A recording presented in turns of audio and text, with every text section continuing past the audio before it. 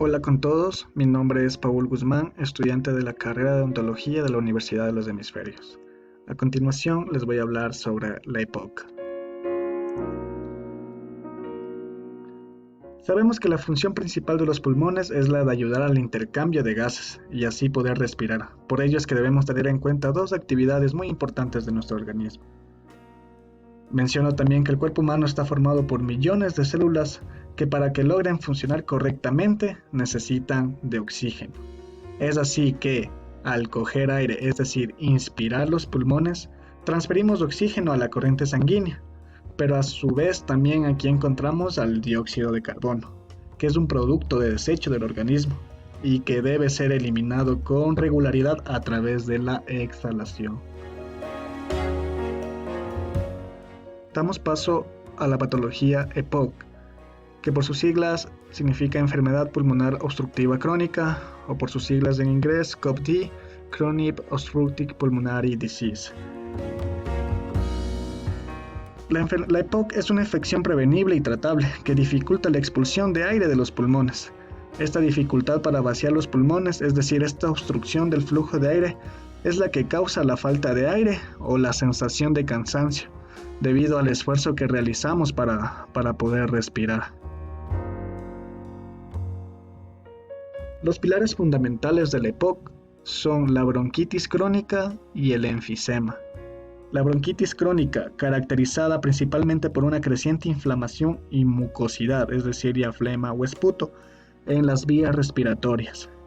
Y el enfisema, esta es una enfermedad en la que va a haber un daño o total destrucción de las paredes de los sacos de aire, es decir, de nuestros alvéolos del pulmón. ¿Cuáles son los factores o posibles causas que nos lleve a desarrollar una EPOC?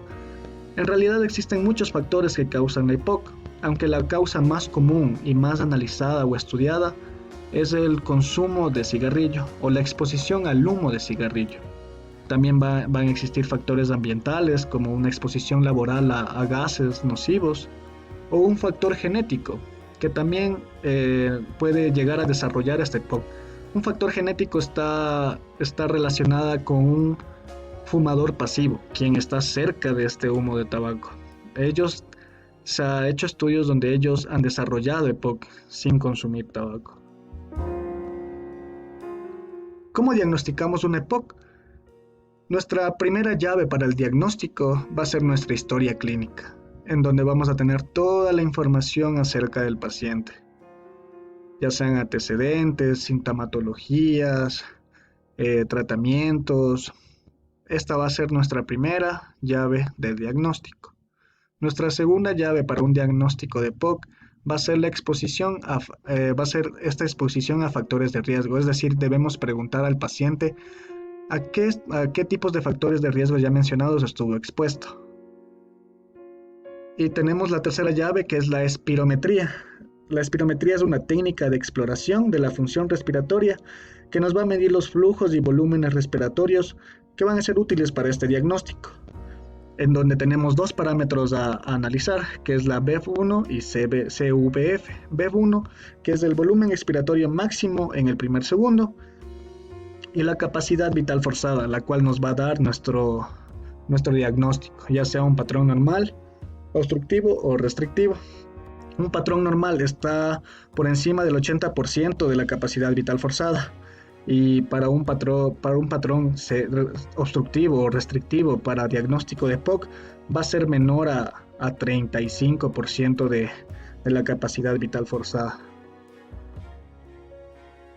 Como exámenes complementarios para un diagnóstico del EPOC tenemos las pruebas de laboratorio, que va a ser la biometría hemática, una radiografía de tórax, una tomografía computarizada, una pletismografía corporal, es decir, el volumen pulmonar, el tamaño de nuestros pulmones, la osimetría, una gasometría arterial y por último, y no menos importante, una muestra de esputo y cultivo de estas secreciones. Muchas veces se confunde el EPOC con el asma, ya que el asma tienen similitudes, pero a diferencia del EPOC, el asma inicia a una edad temprana, es decir, en la infancia. Los síntomas varían ampliamente de un día a otro. Los síntomas empeoran por la noche o por la primera hora de la mañana. Puede ser por la existencia de alergia, rinitis o eczema, por los antecedentes familiares de asma o por la coexistencia de una obesidad. El tratamiento para el EPOC va a ser en pacientes fumadores deshacer el hábito de fumar o dejar de fumar. Vamos a tener que ampliar las vías aéreas con el uso de broncodilatadores. Vamos a reducir la inflamación de las vías aéreas con el uso de fármacos antiinflamatorios, por ejemplo esteroides. En el caso de infecciones, vamos a tratarlas con antibióticos. En caso de un patrón obstructivo o restrictivo, ya vamos a vamos a utilizar oxígeno, esto es opcional.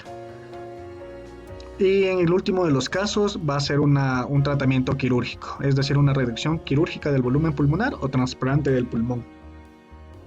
La relación EPOC con la odontología, sí, tienen una amplia relación ya que tienen la capacidad de infectar la vía respiratoria. Al ser la cavidad oral de primera entrada de estos microorganismos, estos patógenos se van a adherir al tubo endotraqueal formando biofilms. El biofilm va a ser transportado a las vías aéreas inferiores dando como resultado una infección. ¿Cómo va a ser el manejo odontológico en estos pacientes?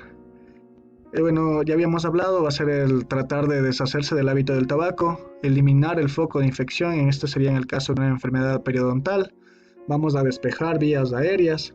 Para tratar a un paciente EPOC, va a tener que usar una posición semisentado en nuestro sillón odontológico.